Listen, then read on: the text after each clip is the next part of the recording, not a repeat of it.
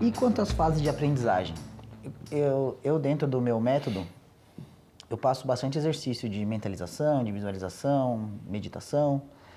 Só que a parte mental, ela não é tão nítida, o resultado não é tão nítido quanto a parte técnica. A parte técnica, eu mexo um pouquinho no ângulo da minha raquete e já consigo ver um resultado ali. Na parte mental, não. Eu faço a meditação, eu faço as visualizações, mas não necessariamente isso vai ter um resultado prático. Você está desenvolvendo a sua mente. E eu costumo falar que existe essas fases de aprendizado, né? Você não sabia que existe, agora você está tomando consciência de que você não sabe, até você começar a fazer pensando, até chegar numa fase de automação. Nessa parte mental também existe isso, a pessoa precisa caminhar.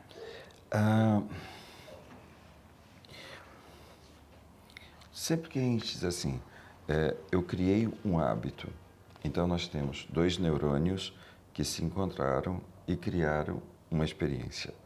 E eles continuam percorrendo essa experiência, fazendo essa experiência. Então, por exemplo, se você pensar, o tímido, ele experimenta, ele tem uma experiência de timidez e aí essa experiência ela vai continuar sendo fortalecida, reforçada, reforçada, reforçada. Então, no momento em que eu digo para essa pessoa, vamos trabalhar essa timidez, né? Aí ele vai vir um grande medo. Não da timidez, mas de deixar de ser tímido. Tá. Porque, neurologicamente, ela construiu uma rede de significados, de interpretações, todas elas que vão fortalecer aquele caminho no cérebro. Então, o que ela precisa? Trabalhar a sensação de desconforto. Então, na hora que, você imagina, você fala assim, hoje a gente vai fazer uma coisa diferente. Hoje eu vou reunir vários outros jogadores, né, com menos idade, de uma categoria menor do que a sua, e você vai contar para eles exatamente o que é ser um jogador extraordinário. Como assim? Né? Porque, por um momento, é conduzir a pessoa a experimentar o desconforto, de estar lidando com aquilo que ela menos, não é mais teme, o que ela menos se permitiu fazer. Então, por isso que faz uma vez, visualiza, faz essa visualização criativa, faz uma vez, faz duas vezes. Agora, intensifica o sentimento. Intensifica ainda mais os detalhes. Então, de forma que cada vez mais ela vai tendo domínio. Mas o domínio não significa que ela fez, significa que ela foi criando novas conexões, novas sinapses. Então, assim, qual é o desafio existencial de um atleta? É que tudo que foi construído, ele não é destruído. Isso não tem como a gente descriar, né, descriar todas aquelas conexões que a gente fazia lá. Então, o tímido vai continuar existindo. Então, em algum momento, né, então, tá lá em Roland Garros, né, ganhou, né, a final. Aí vem o tímido, né? Se permita ser tímido nessa hora. Mas assim, é compreender que se eu ficar preso demais, né, as experiências que são confortáveis para mim, as conhecidas, confortáveis às vezes é muito relativo, né? Porque assim, tímido, dizer que tímido é confortável, não, é conhecido. É confortável porque você conhece essa experiência. Da mesma forma, se você disser, eu vou trabalhando a extroversão e vou trabalhando a extroversão, chega uma hora que eu também me sinto muito confortável com isso. Então por isso que é cada vez mais ampliar, exercitar e consolidar novas conexões, novas sinapses. Muito bom, muito bom. Nos seus treinamentos, um dos momentos mais marcantes para mim é que você sobe numa escada. E aí eu vou deixar o pessoal curioso para ver sua palestra. Por favor. E ali você fala, e eu falo bastante sobre isso num dos módulos do meu método, que é a importância do ambiente, de pessoas. Como é isso? No esporte isso é muito claro, da importância de você ter boas pessoas ao seu lado, mas como é que isso funciona realmente na prática? E quando o ambiente tóxico, o tóxico talvez esteja exagerando, mas o fator limitante está dentro de casa, pai, mãe, família. É tóxico próprio, acho que a gente pode tentar enfeitar um pouquinho, mas é importante que às vezes esse trabalho ele possa ser ampliado para a família também. Por quê? Porque às vezes a expectativa, né? Então um pai e uma mãe vê o filho, vê o talento no filho e aí começa a ansiedade por ver esse talento né, se manifestar e produzir resultados. Então, esse nível de expectativa pode se tornar extremamente danosa para o processo de desenvolvimento.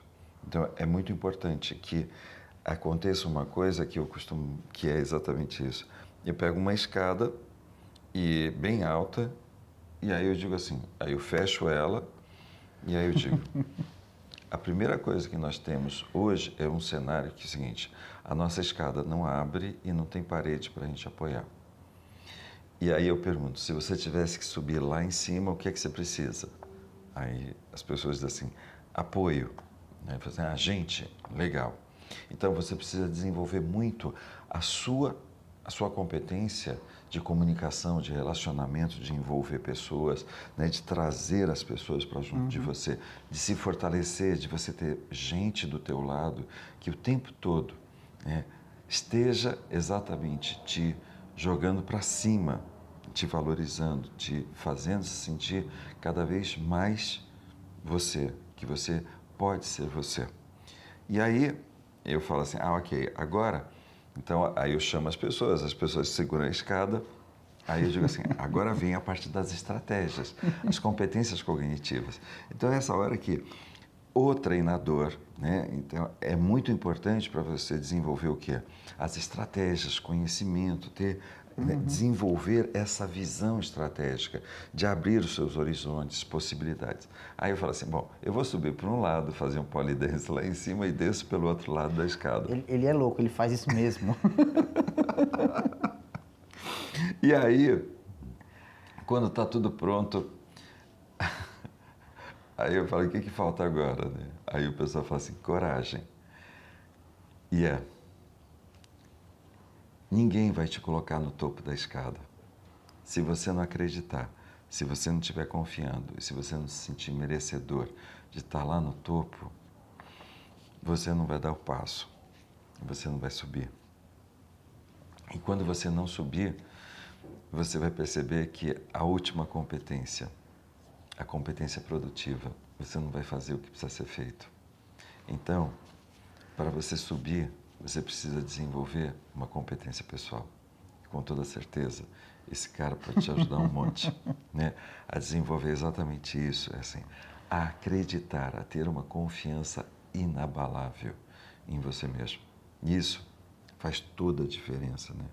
Então, por isso que, assim, a metáfora é, nós sabemos exatamente onde está o resultado na nossa escada, só que ela não abre, ela não tem parede. Assim, se fortaleça, traga a gente e sobe, chega lá no topo e vai pegando cada vez escadas mais altas, mais altas. Muito, muito bom, muito bom. Um assunto meio polêmico agora, que o Brasil ele passa, na verdade, sempre passou por uma dificuldade de transição juvenil profissional. E se você for em clubes, academias, enfim, você não vai ver também um preparo, um suporte emocional para esses jovens fazerem essa transição. Você acha que falta mais fome, falta mais desejo, falta mais preparo, principalmente para aquele atleta que tem uma condição financeira, que infelizmente no Brasil hoje os atletas que despontam, eles precisam de uma condição financeira porque o esporte a maioria das vezes é caro para você participar e tudo mais.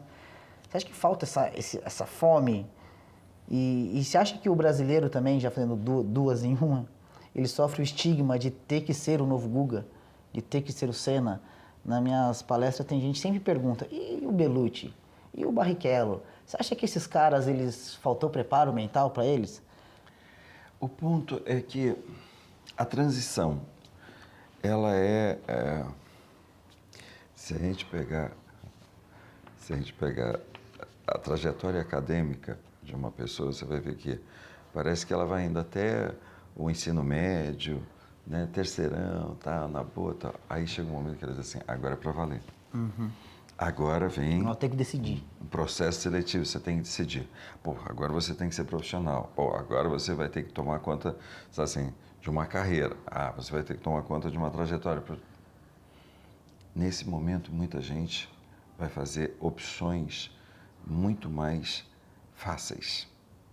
Isso é, onde elas não vão ser exigidas, onde elas vão poder ser muito ordinárias e não extraordinárias.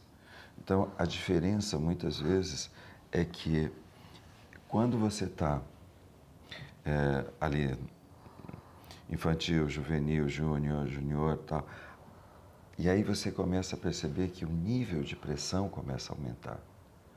Então, quando a gente vai olhando assim, o nível de pressão, significa que, nesse momento, é mais ou menos no processo, o que eu brinco com o processo seletivo de faculdade, né? O nosso antigo vestibular.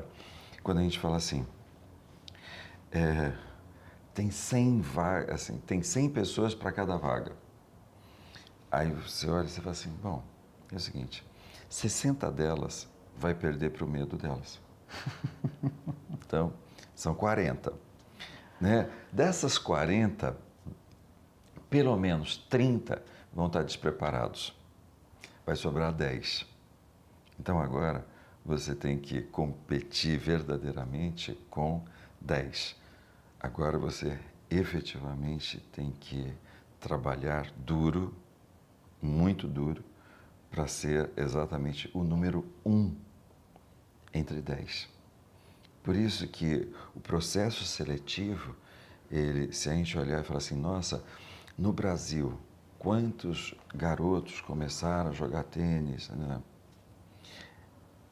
E aí vai começar uma coisa que, assim, o momento em que eles já não conseguem mais lidar com a pressão interna, esse momento que eles já estão tão saturados de se autodetonar, que no momento em que for para, bom, vamos disputar agora um título profissional, praticamente ele já não tem mais estrutura emocional para suportar esse...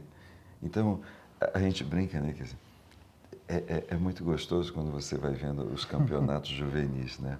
Porque aí tem um lance que aí o pessoal se encontra, aí já começa a fazer turismo, porque tem uma tenista que mora lá em Recife, aí eu vou para lá, não sei o quê, aí a gente vai sair. Então, ainda tem uma coisa muito inocente, um lado assim muito vibrante do jovem. Quando vai aproximando um momento de definição, agora parece que isso não dá mais, né? agora já não dá para brincar. Agora é isso, você é isso, você é isso. E aí, às vezes, as pessoas se surpreendem com um Djokovic que você fala, vai para uma entrevista e gente, galera, tá na boa, tá. E aí você fala assim, gente, como pode? Né? Não pode, isso não pode. Quer dizer, pode. Agora, novamente, às vezes dá certo porque o entorno, as pessoas ao redor desse jovem fortaleceu ele.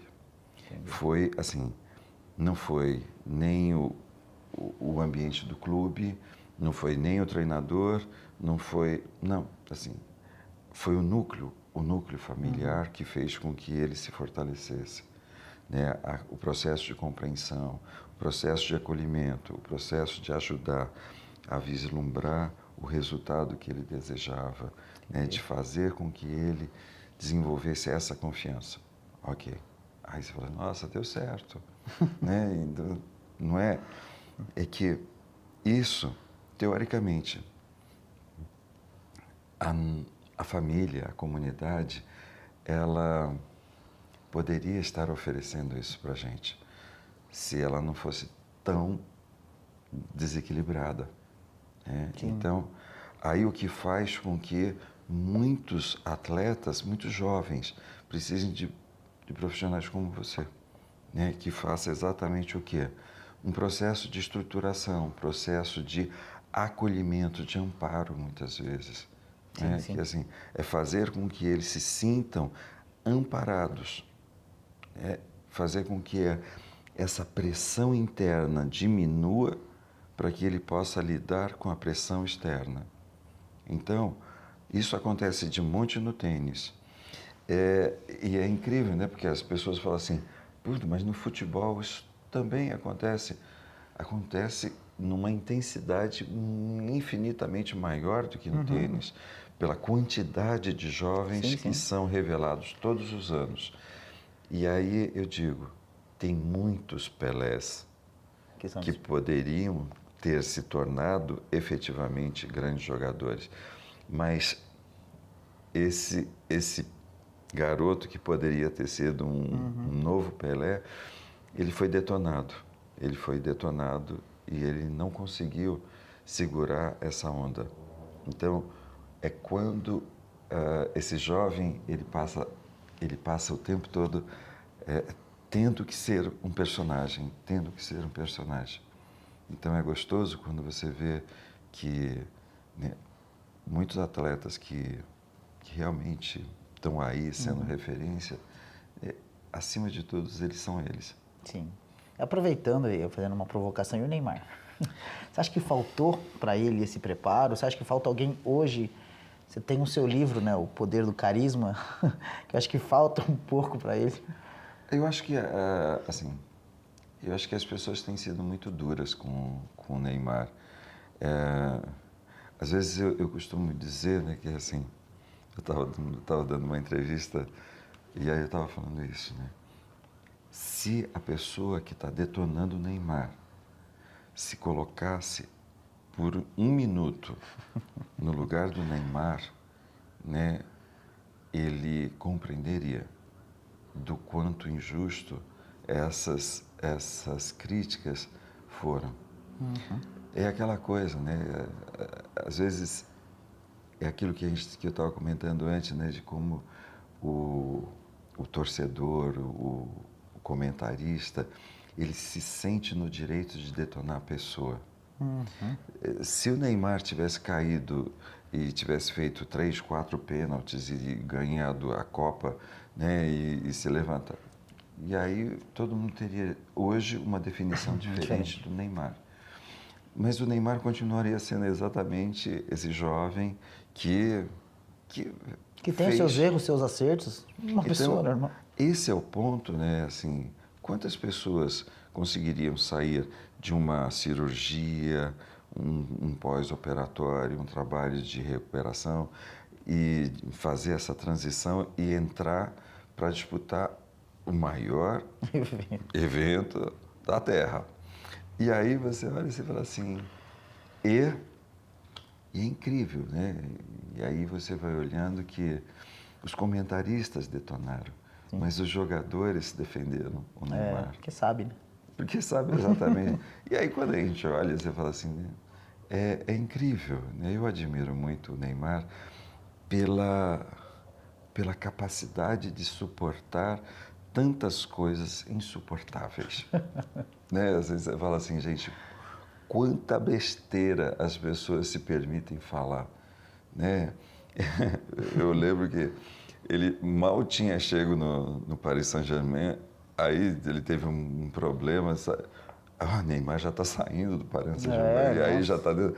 Quer dizer, então, são coisas muito... É um nível de pressão. Então, por isso, quando você vê uma pessoa realmente extraordinária, é alguém que não coloca uma pressão interna, ela não aumenta a pressão interna. Lá dentro fica a paz, o equilíbrio, a compreensão para que eu possa lidar com essas pressões malucas que estão lá fora. Você acha que tem um pouco assim, eu fiz um vídeo que foi meio polêmico sobre isso, falando assim, que é mais fácil denegrir do que construir, né? Então é mais fácil eu, na minha mediocridade, falar que o cara que tá lá em cima não presta para ele descer do que eu trabalhar para subir, né? Você acha que isso... Os chineses têm um ditado para isso que é maravilhoso. E tem pelo menos 2000 anos. É mais fácil ser vidraça, ou é mais fácil ser tijolo do que ser vidraça. Né?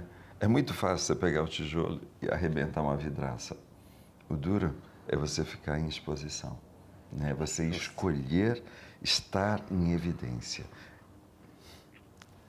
Você escolher se mostrar para o mundo quem você é e para o que você veio. E eu acho que isso para o jovem que está querendo, né, almejando ser atleta, eu acho que isso é fundamental, ter essa força.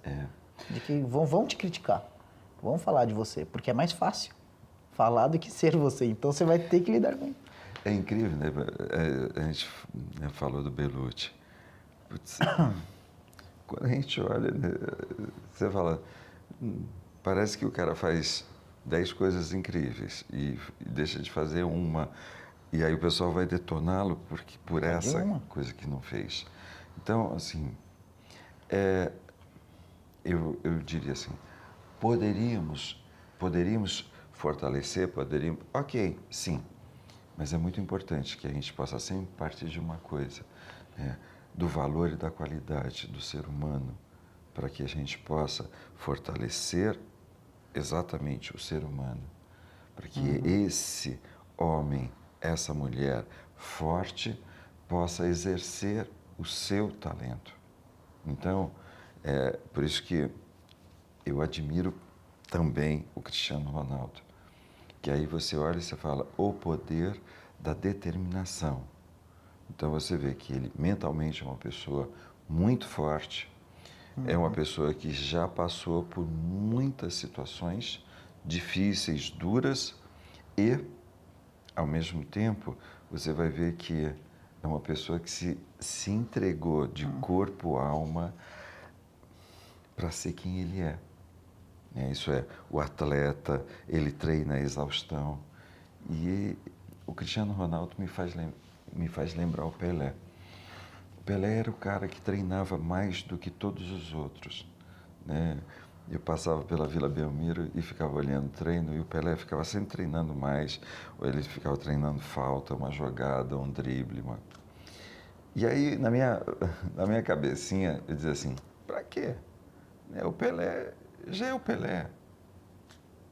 E quando eu vi o Pelé fazendo a jogada que ele tinha treinado, aí eu disse assim, não, ele é o Pelé porque ele escolheu ser o Pelé. Eu costumo falar assim, quando eu fiz uma maratona, né, terminei a maratona, e aí postei a foto, eu terminei com a minha filha no colo, é um momento marcante na minha vida. Foi a minha vitória. Mas aquela foto, ela é a mais comentada, talvez, que eu tenho. Mas ninguém viu eu acordando 5 da manhã para ir treinar, né?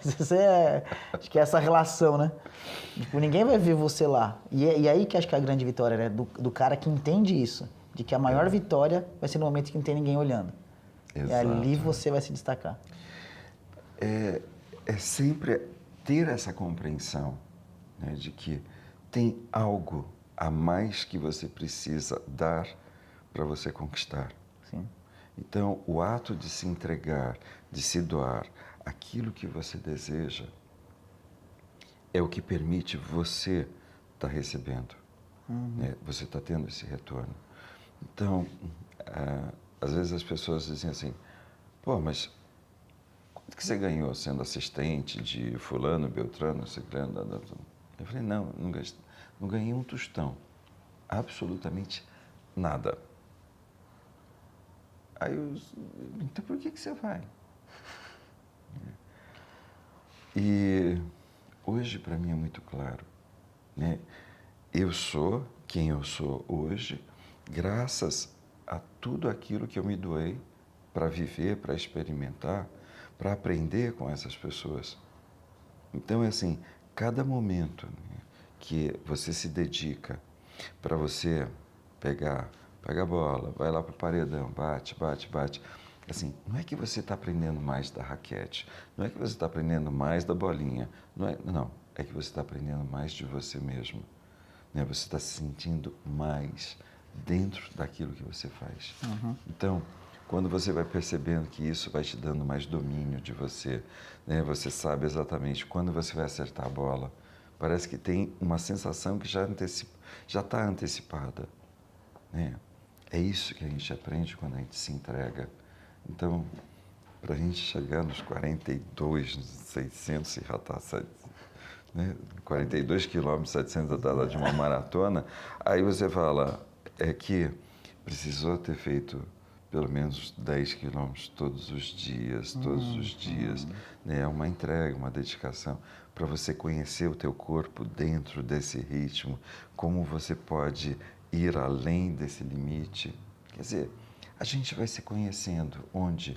Naquilo que a gente se entrega, né? Então, por isso que tudo aquilo que a gente se entrega tem um ganho, tem um retorno. Parece que tem sempre uma perda a tudo aquilo que a gente resiste a se entregar. Então, é aquele jogador que poderia ter tido uma trajetória fantástica, mas ele não se entregou aos treinos, ele não se entregou, né, ao time, ele não se entregou. E aí você fala assim, ok, não teve o retorno.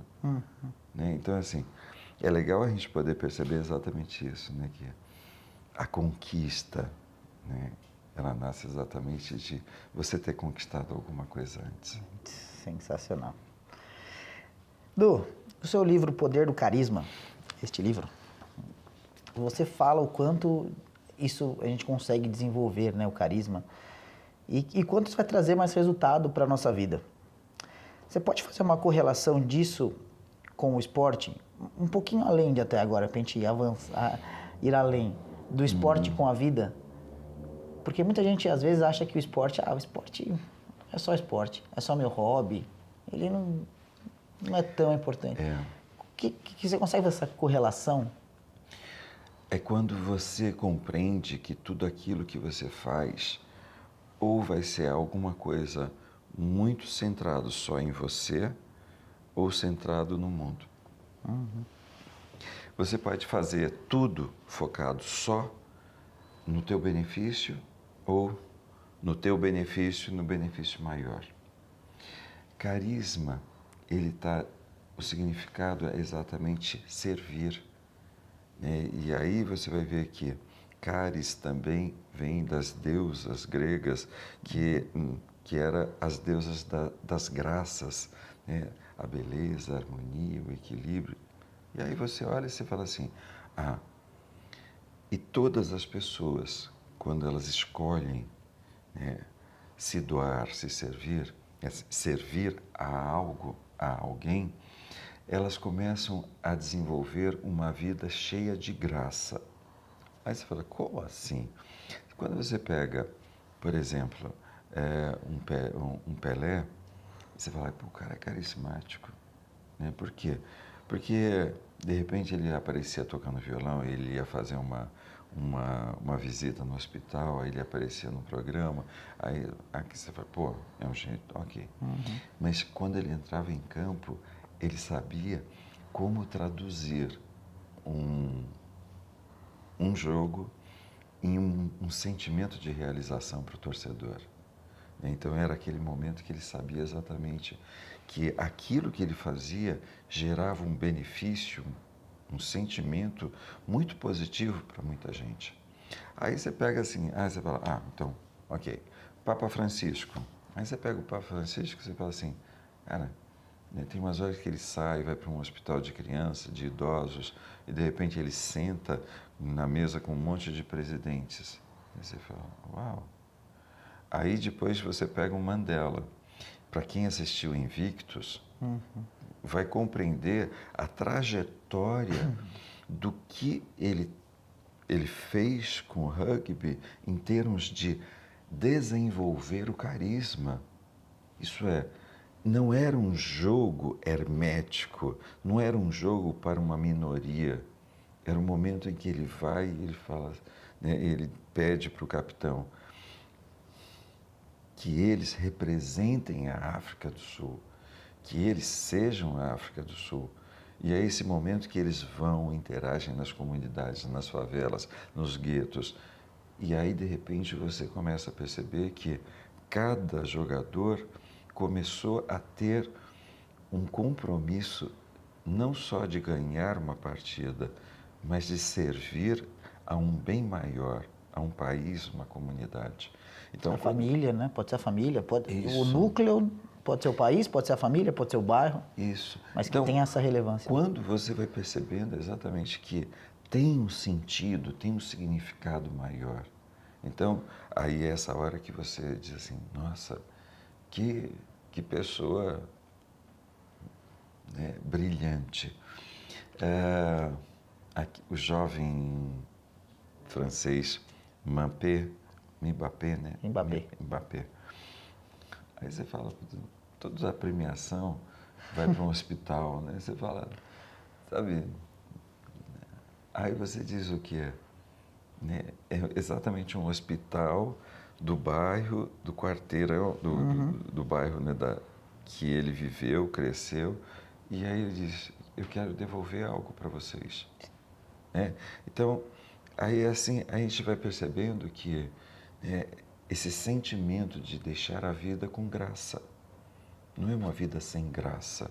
Isso é brilhante, né? Então, por isso que é legal quando a gente olha para a pessoa e você vê que ela tem graça, né? Ela está leve, ela está vibrante, ela está para cima, ela está vibrando, está viva.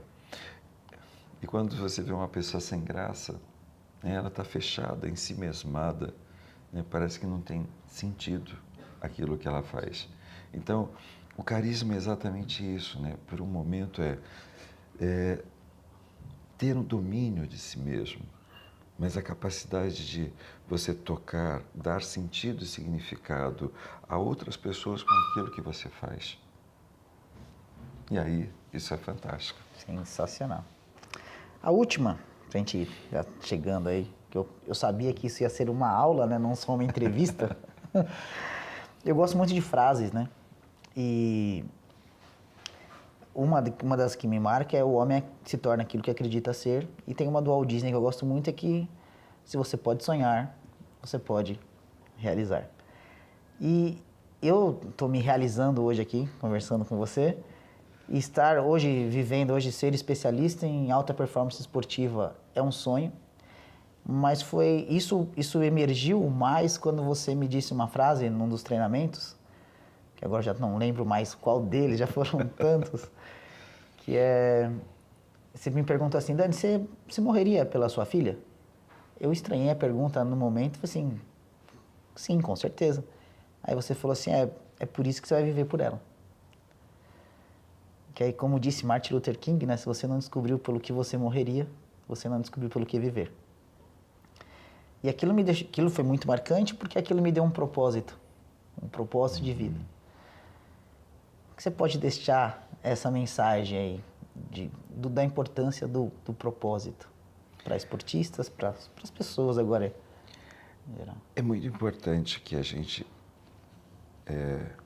tenha sempre presente que às vezes as pessoas dizem assim, mas propósito, que é propósito? É quando você, por um momento, né, se projeta no tempo e aí você chega no último dia da sua vida e aí dá uma olhadinha para trás e aí você olha para ela e diz assim, essa era a vida que eu queria ter deixado. Era exatamente esses resultados que eu queria ter deixado para todas as pessoas que vão vir depois. Eu costumo dizer que meu propósito é muito simples. Eu quero deixar o mundo melhor do que eu peguei. Por isso que eu trabalho com pessoas, com a educação, empresas, esporte, assim, porque para deixar melhor. Então, esse compromisso qual é o resultado que te deixaria muito satisfeito em saber que quando você partir, todas as pessoas vão dizer assim, uau, que genial que essa pessoa tenha existido, porque ela deixou uma luz gigantesca para que todos possam seguir nessa direção. O bem maior que você escolhe deixar para todas as pessoas que vão vir depois de você. Com toda certeza, essa luz vai nascer no momento em que você parar de brigar com você, no momento que você se aceita, que se ama, se dá o devido valor, confia, sem a menor restrição e, principalmente, faz o que precisa ser feito para que você viva os resultados e deixe como legado para todas as pessoas que vão vir depois de você. E aí, naturalmente, Incrível. isso vai acontecer. Pessoal, quem quiser saber mais sobre esse fenômeno, meu mestre, site edushin.com.br, Shin é S-H-I-N, ou pelo Instituto, no Instituto Eduardo Chiniachik, que é institutoedushin.com.br. Lá você vai ver o treinamento Power Professional, se você quiser se tornar um profissional poderoso, empoderado, formação em coaching. Hoje eu tenho a satisfação de fazer parte da equipe de staff desse treinamento, ele é incrível. Tem o Namastê, que eu falo que é um treinamento obrigatório de vida, de autoconhecimento, é uma imersão de autoconsciência, que é fenomenal. Tem o Inner Vision, e esse cara tem... Se você é dono de empresa, de clube, de academia, também faz palestras, garanto que a sua empresa vai ser uma antes do Edu e outra depois do Edu, que ele faz chover, tá? Queria também deixar um presente para você que está assistindo. Eu vou fazer um sorteio, tá? Oba! Dos 4 livros, vai ser um combo, então assim, você vai receber a coletânea dos 4 livros do Edu. A Vida é um Milagre, Transforme Sonhos em Vida, Viva Como Você Quer Viver, e o mais recente, né, O Poder do Carisma. O Transforme Seus Sonhos em Vida, para mim, Edu, eu não sei se foi porque foi o primeiro que eu li, mas é absurdamente impressionante. Você tem algum Delícia. que você tenha... Olha, eu costumo sempre dizer que, como filhos, eu amo todos. Eu vou deixar aqui embaixo na descrição, tá? O contato do Edu também para quem quiser contactá-lo. E como vai funcionar o sorteio, vai ser pelas redes sociais. Eu vou deixar aqui embaixo na descrição. E eu vou fazer um negócio que eu gosto, que é... Sabe aquele negócio do show acaba e o cara volta para fazer? Posso fazer uma última pergunta? Sim. Uma das coisas que você vai encontrar no treinamento do Edu, que eu sempre falo, é que você vai encontrar 4 coisas nos treinamentos dele. Você vai muito conhecimento, muitos insights. Você vai sorrir muito, vai chorar bastante, muitas emoções. E você vai ter uma conexão muito forte, através de abraços. Eu vou terminar com um abraço, mas eu queria que você me falasse um pouco qual que tem os abraços, qual que é essa força que o abraço pode proporcionar?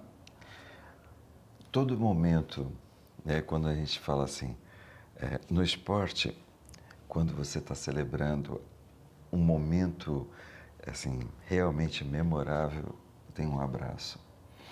E às vezes é a coisa mais incrível quando você vê que às vezes você fala assim, pode ser machista, pode ser rígido, pode ser... Mas de repente você olha na arquibancada, está todo mundo se abraçando, está todo mundo... Mas é um momento sublime em que eu não sou melhor do que você, você não é melhor do que eu. Quer dizer, nós somos únicos e nos permitimos celebrar juntos. Então é esse momento de me perceber exatamente no contato que eu tenho com. E é exatamente o momento que vem desde o momento em que eu nasço até o momento em que eu vou embora dessa existência. É o momento em que eu me sinto acolhido. E o acolhimento é exatamente uma das ações mais liberatórias que nós temos na nossa vida. É o momento em que eu digo assim, nossa, eu me permito me entregar no abraço, eu me permito ser recebido, eu me permito receber, eu me permito viver momentos únicos, especiais, memoráveis, exatamente nesse instante em que eu me permito me diluir no encontro com alguém. Sensacional. Pessoal, se você gostou desse vídeo, então, compartilha essa aula. Eu acho que se você tem um amigo, compartilha com ele, marca ele nesse vídeo. Já curte o canal, porque você vai receber esses vídeos com mais facilidade, vai chegar mais fácil até você. E até o nosso próximo vídeo, foi um prazer enorme. E vamos juntos superar todos os nossos desafios e nossos limites. Um forte abraço. Edu. Obrigado, cara.